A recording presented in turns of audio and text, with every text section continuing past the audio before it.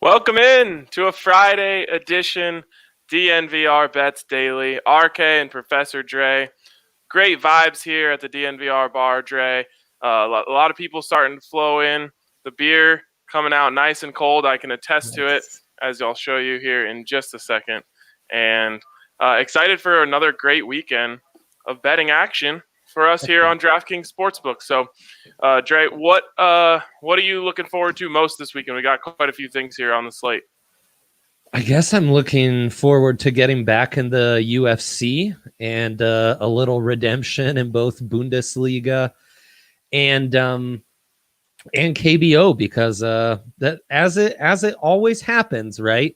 You have a heater, then you have the down night, but it never stops at the down night. You need to have a real bucket of water dumped on you, completely put out the flames of the heater to rise again like a phoenix. And that's the situation I'm in right now. There you go. A little bit of a tough night for you last night. Oh, terrible. And we were on the DNBA show hours later, and those two picks we gave the endorsement to Harrison. Those went 2-0. What were the two? I just remember going the under on that game. Yeah, so Harrison liked the Heroes money line, and then we suggested the Heroes opponent because he really liked the Heroes because Jokic was pitching, right? Mm-hmm. Correct. So then we were saying, well, you could attack the opponent and go with the under 3.5, and I believe the Heroes held them to 1 run. Yeah, they did. And we haven't talked nearly enough on this show about the fact that the Heroes have a pitcher named Jokic.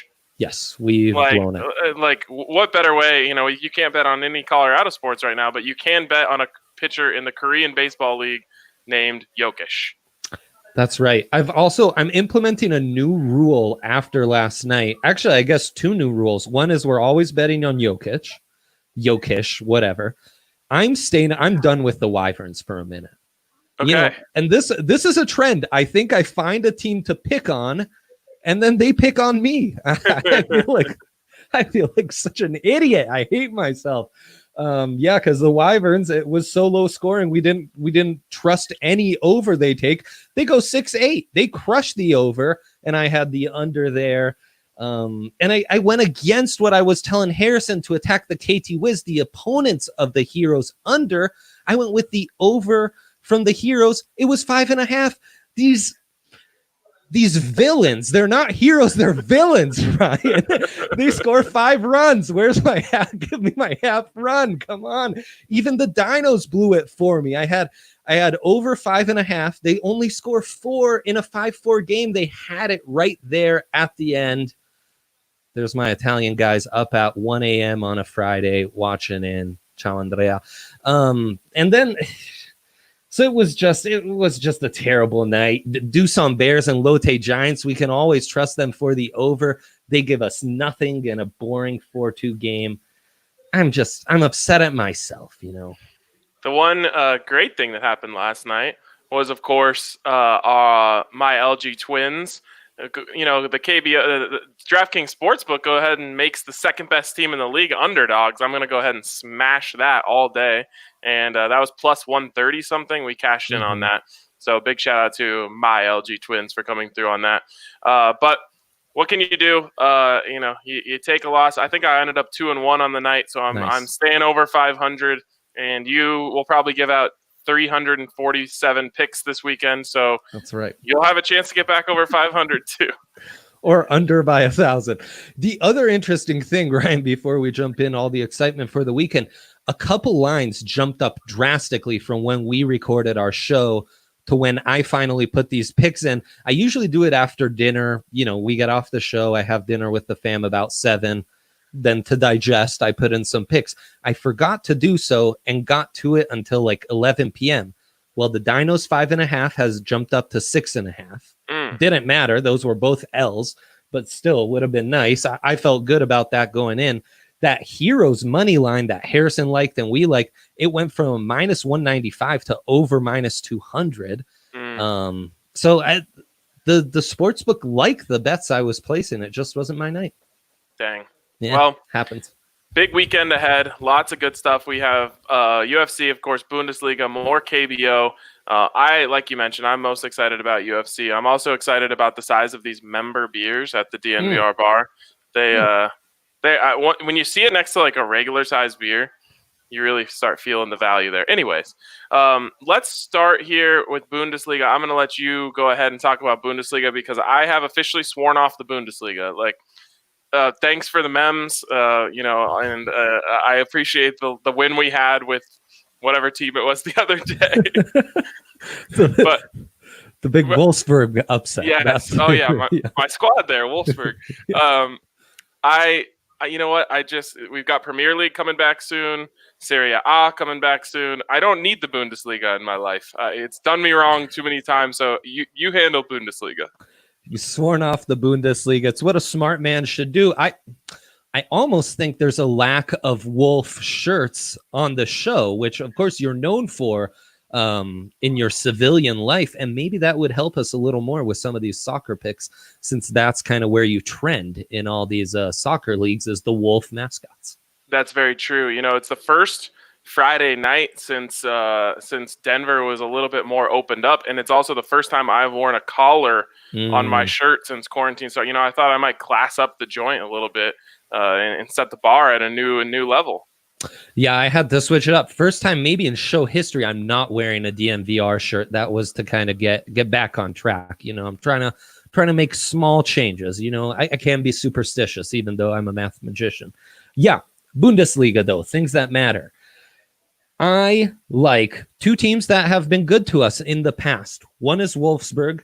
I like the money line. It's just the 108, which is very intriguing because they're playing Frankfurt, which is much lower in the standings than they are. It's also at home for Wolfsburg. We've found that doesn't really matter. But as a just minus 108 favorite to win, I kind of like that. And this fits your rule of they're not the underdog, so we don't have to lose value by going after the win and no tie included. And I also have a first in our soccer betting history. Of course, we've had some firsts, like a plus 700 bet on the Faroe Islands. You guys can imagine how that went. Terrible loss.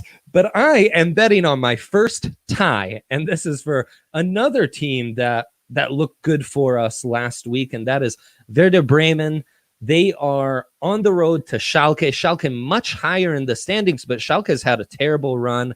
They've lost 3 in a row, got pummeled by Dortmund. So I think that this is a nice underdog to force the tie. That tie is a plus 225. So you're getting some really nice value there. What are you thinking here? 0-0, 1-1? I'll take whatever I can get, but yeah, 0-0-1-1. I'm hoping it's a low scoring and not a lot of me like they're down 2-1 and hoping we can tie it once again. I would love to watch a game where I'm rooting for a 0-0 tie. That sounds like a really enthralling experience. Yeah, it kind of does. All right, is that what you have for us on the Bundesliga? I'm staying somewhat conservative on the Bundesliga. We also have a rule of not taking favorites over 200, so that did limit some of my picks. Lots of ties, kind of wonky. I'm trying to study the Bundesliga from afar. I like these two picks. I'm not trying to go crazy otherwise. Yeah, I guess you could go like a minus 1.5 route on the alternate lines if you wanted to take a big favorite. I might wake up on Saturday morning and feel the need to go ahead and hit Holland, however you pronounce that. Yes. To score first again. I'm just going to keep going back into that well until it finally comes up with something. Assuming he's healthy and playing, because he did have to leave that Munich game early. So, how old is he? Like 21? Yeah, he's super young. That to me looked like I'm having a frustrating game. I want out of here. I would have friends, more veteran friends on my soccer teams, and often I'd be like, "Oh, are you okay?" And they'd be like, "Oh yeah, I'm fine. I'm just faking because I messed up that pass." So it's all an art in soccer. Right? Yeah, soccer. People think the acting only happens after fouls or not fouls. No, it's all. You get maybe sometimes if you hit a bat, like if you have a nice opportunity at goal and you miss the shot, like you got to act like your ankle twisted or something. Yep. Just it's performance art. Mm-hmm. It sure is. And speaking of performances, I'm so excited for this weekend of UFC. Yes. As everyone knows, I've already deemed it crack, and it's been 2 long weeks since I had a hit, and so I am ready to get back to the pipe or the octagon this weekend. And this is a big, big UFC weekend. Not as big as next weekend, but some really intriguing fights on the card this week. Yeah, that's right. I can't wait to be yelling "finish him" repeatedly at the TV as my 2-year-old sleeps peacefully above, because I put far too much money on the not to go the distance bet, which I will be doing this week as well. I guess let's start from the bottom, where we've seen a little bit of a trend here in Colorado guys really impressing us as underdogs and having some big moments in these UFC fight nights. The one Colorado kid we have here is Brandon Royval, making his UFC debut. He's going against UFC veteran Tim Elliott, used to be a ranked featherweight contender. Now he's kind of fallen off with a 6-10 record. This should be a really exciting fight. Two guys who are going to set the tempo, come at each other. Royval, though, he's got a bit of a mini Tony Ferguson, where he's just going to keep coming. Fight's a bit awkward, has some for a featherweight, some ability to finish a fight early and stuff. I'm really excited for his debut. I might have watched some fights outside of the UFC to prepare for this, which just shows you how sick I am. And yeah, he's to plus 145. So in the early prelims, he's one of those where I see nice value, a nice local kid to get behind and root for. So yeah, I like this one. What is it with UFC and like not being able to stamp a time on a fight? Like I don't know what time I need to be at the TV because every fight says 5:01. Well, and what I hate is I'm glued at the TV from the first fight to the last fight. It's great. I love it. I've also watched the pre-fight show, and when fights are not going the distance, then they're playing the same, 5-10 minute thing on whoever's in the main card that I already watched in the pre-show. Sometimes they're playing it 3 times, like Walt Harris, great story in the last fight night. I don't need to hear that story 3 times in a row because all these fights aren't going the distance. It's like when you get into a conversation with your buddies, maybe you just got back from the bars and you just throw on SportsCenter and you realize you've watched the same SportsCenter like 7 times. Yes.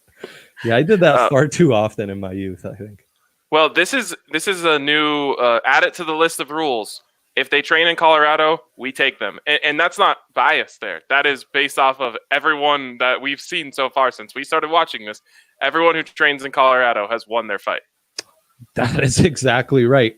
Almost all upsets, too. I mean, Justin Gaethje, Overeem. We had the pretty boy whose look you didn't like, who just knocked that guy out silly in the second round. I guess Anthony Smith was the one guy training in Colorado who wasn't able to pull off the W.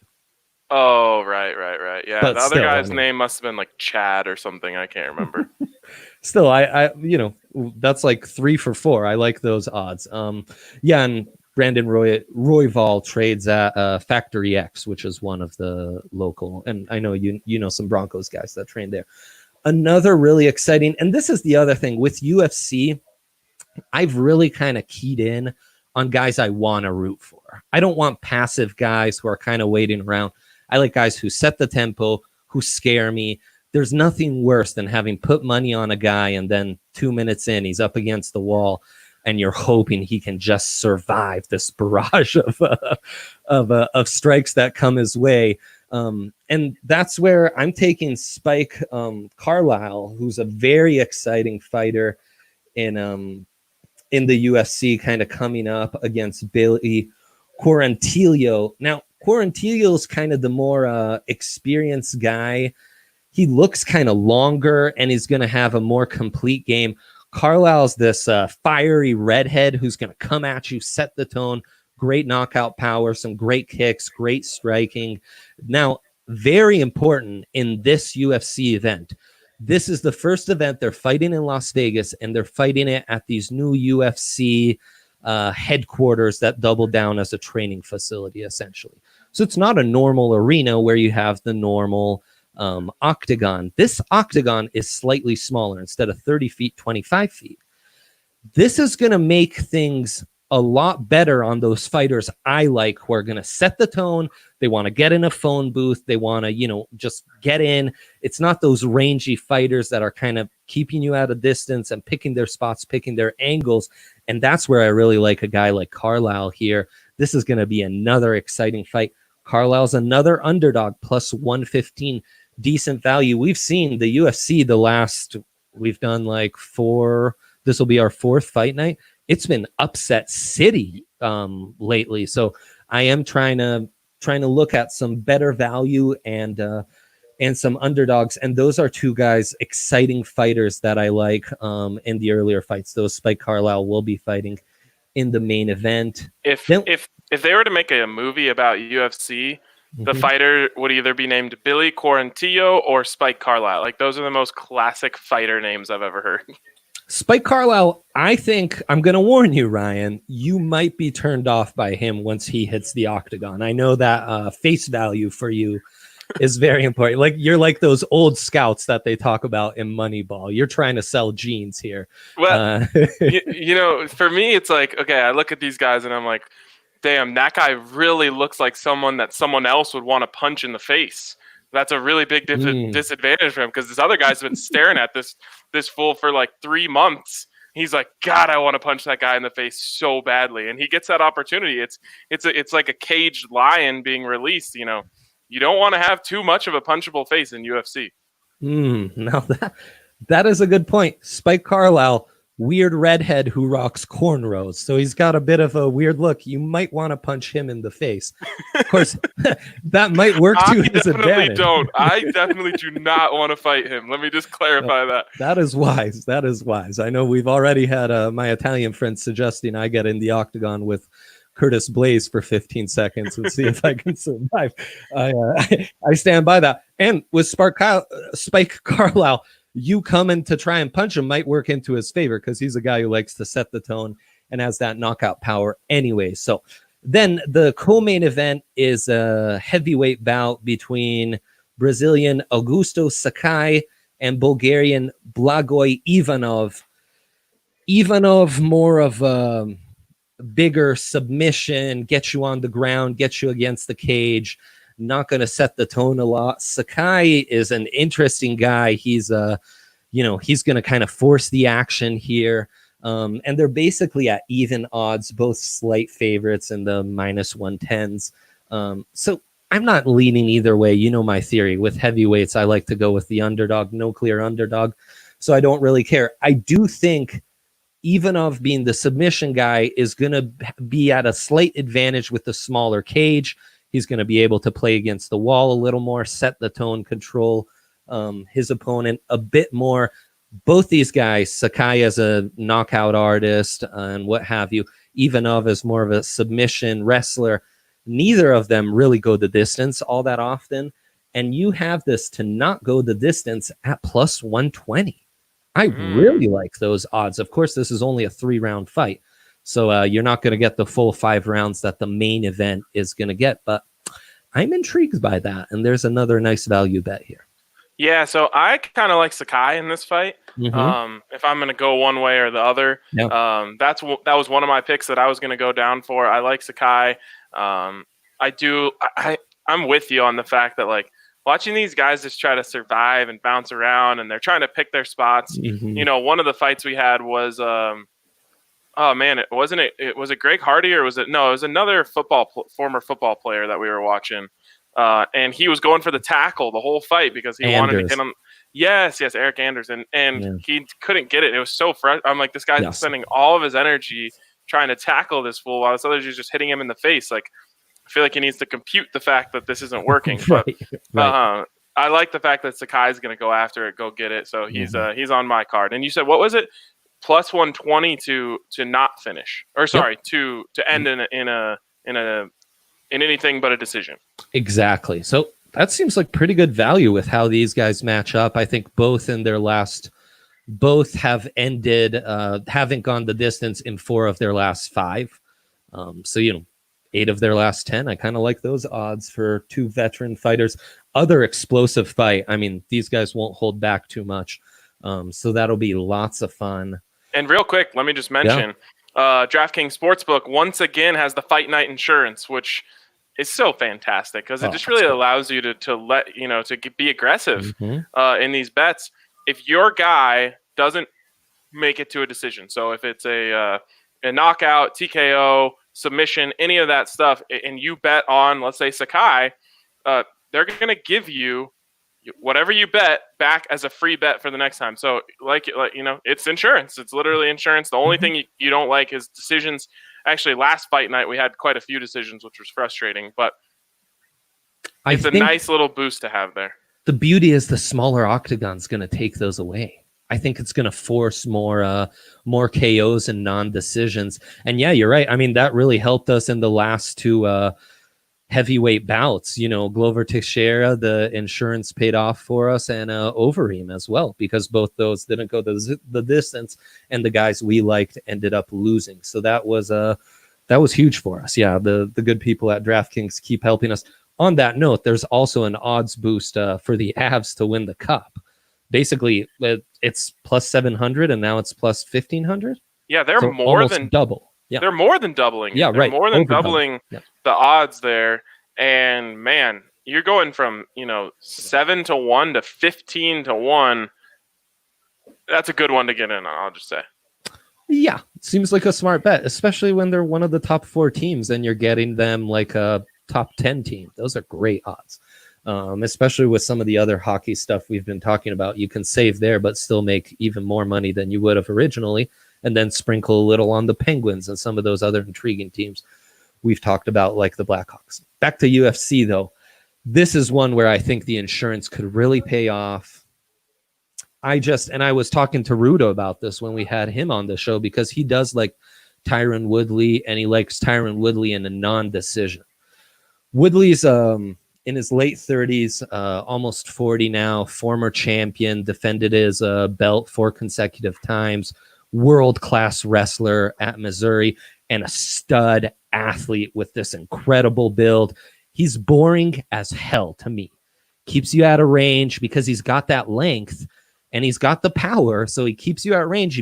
He kind of picks his angle, and you'll try to force the KO, and if he needs to, he can use that world-class wrestling to take you down and kind of control the fight. Gilbert Burns, the Brazilian, is a stud jiu-jitsu, like double black belt, 4-time jiu-jitsu world champion. Shorter range, but we've got the smaller cage. He wants to get in that phone booth. He wants to exchange. He's not scared. He's not intimidated by Woodley's wrestling either. So he's got a complete game. He's got a bit of a Donkey Kong vibe where he can just like unleash a fury of punches. He's not going to try and get you with the jab. He's just coming and throwing full force. I like Gilbert here as the younger guy, even though he hasn't been tested as much. Woodley lost his last fight to current champion Usman, was just outclassed for 5 consecutive rounds on the ground. I personally cannot justify putting money on Woodley because I'd hate myself. Even if I won, I'd just be like, great. I don't know if he even deserved it. And look, there's a chance that this guy can pop Burns and get the KO, which is why the bet I like most is for Burns to win, not in a decision. That's plus 250. And then I also like the Burns money line. That's plus 150. And you could triple down and just go for this fight to not go the distance, period. I think that's a slight minus, but that's not a bad value bet as either, because I just think with the smaller cage, with Burns initiating the action, this isn't going the distance. Yeah, I looked at these two guys as the co-main event here, and I'll tell you, Andre, and you know me, when I saw a matchup of a guy named Tyron Woodley and a guy named Gilbert Burns, I was so ready to be like, this Woodley is going to ruin this guy who has the name of a principal of a private school. Right. But once I started looking at these guys, I was like, I love Burns. Burns is my guy. So that's another pick I'm going with too. I'm going with Sakai. I'm going with Burns. And Burns a nice plus 150. That's right in the zone right there where it's like, okay, he's not a heavy underdog. Right. And as we've seen, these fights, once you get out there, the old famous saying, everyone has a plan until they get punched in the face. Yes. It kind of applies really a lot in UFC. And like all of a sudden, no one looks like a favorite once the punches start flying. So I like in that 150 range. That's a nice place to be. And if you're going to go for an underdog where the UFC's been underdog city, go with the underdog in the main event. I mean, that's the most qualified underdog of all. And let's go through the main events we've covered thus far. First fight or first pay-per-view that we had Curtis Blades on. Justin Gaethje, underdog, wins the main event. Fight night, Glover Teixeira, Anthony Smith, underdog wins. Overeem's the underdog, he wins. And now we're going with another underdog. I like our chances here with Burns. And again, I feel much more, this is my philosophy in coaching, in playing Madden, in sports in general. Win on your terms. If you lose, you can sleep calmly, but you at least went out on your terms. You set the tone. You didn't stay by and hoped you could eke out a win. No, you won on your terms, and I want to win on my terms, and that's why I'm going after Gilbert Burns. Yeah, what's up with that? Like, Brazilians are supposed to have dope one-name nicknames. Right. Not, like, the most American name of all, Gilbert Burns. I was going to say something like, and if you're Gilbert Burns, you might need to help your hygiene out and get Manscaped. Oh, oh, wow. That's outstanding. Ryan has been kicked off. Maybe deservedly so. That's your dunce cap being put on. Well played. Well played. I like it. This member beer. Oh, yeah. And I have to get out of here with that. Sorry, Allie. The member beer, I'm halfway through, but I'm feeling it already. That Friday first beer buzz. Okay, that leaves us with our unless you haven't. Do you have anything else? Okay, that leaves us with our last order of business, as always, which is the great Korean Baseball League, aka the KBO, aka the KB over, which hasn't been as much of the KB over as we would like recently. But maybe I don't know. Do they have is it the June swoon yet? Is it too early for that? I don't know. Now it is. I went on my 1 and 2 night. And I was like, those were the unknown pitchers. So I was really thinking, now we're going to have the aces. I probably like the unders a lot. But then once I looked at the pitching matchups, it was a bit of a mix and match. I think I should have liked the unders. But now I think we're in the back. I think the KB over is back. All right. So that means are you going to give us a full slate here again? I'm giving you, I just told you I have a new rule. I'm not messing around with the Wyverns anymore. Right. You are dead to me right now, Wyverns. The Wyverns. The Wyverns. Aside from the Wyverns, though, I'm hitting the KB over in the other 4 games. That is Dinos Lions. Feel very good about that over 10. Bears Giants over 11. But hey, it's the Bears and the Giants. Like, I get it. These are potent offenses.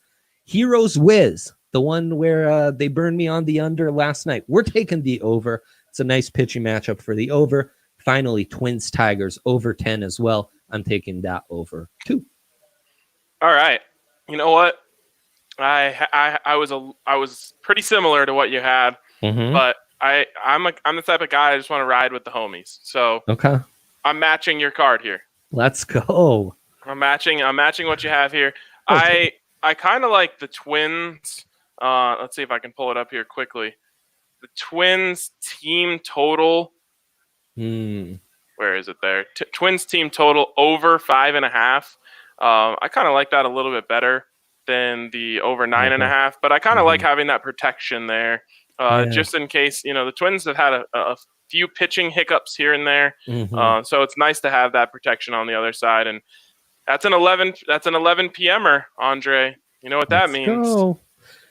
Yeah. Do you prioritize the 11 a.m. KBO, or you probably just sleep less and then you'll wake up for the Bundesliga, or you don't care about the Bundesliga? Well, I don't trust the Bundesliga from a putting my name on any picks thing, but I'll probably still watch it and once you're watching, you might as well get in on the action. True. Well, and depending how our KBO picks go, we might be texting each other some extra picks to make up some ground in the Bundes in the morning. So Not recommended. not recommend. No, a wise person would advise against this.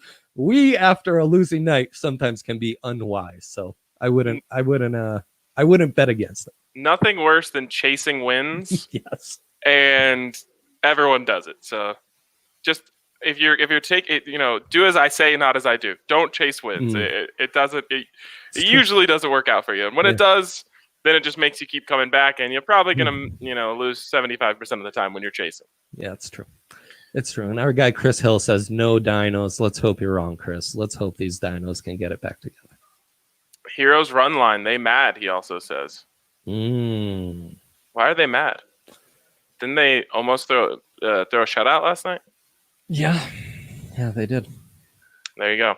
All right, well, that's going to wrap it up for us this week on DNVR Bets Daily. Should have a really exciting weekend. And then next week, we're expecting to have another batch of DNVR specials, so that should be really exciting. A lot of fun stuff to get in on. A lot of cool things that we kind of teased a little bit of the Nuggets ones on the DNVR Nuggets podcast or DNVA Live last night. So check it out. Make sure that you're getting ready, because we're going to have some more props for you. And you know what that means. You're going to have to save up some money this weekend to add it to the prop budget. Yeah, let's hope all goes well. Table tennis bet. I don't know if you've got anything. I've been who was my guy? What was his name? Igor?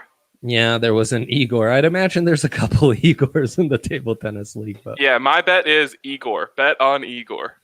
There you go. Hopefully just one Igor. So Igor's his opponents. I like it. All right, we better get out of here. Yeah, please. All right, have a great weekend, and we'll talk to you Monday.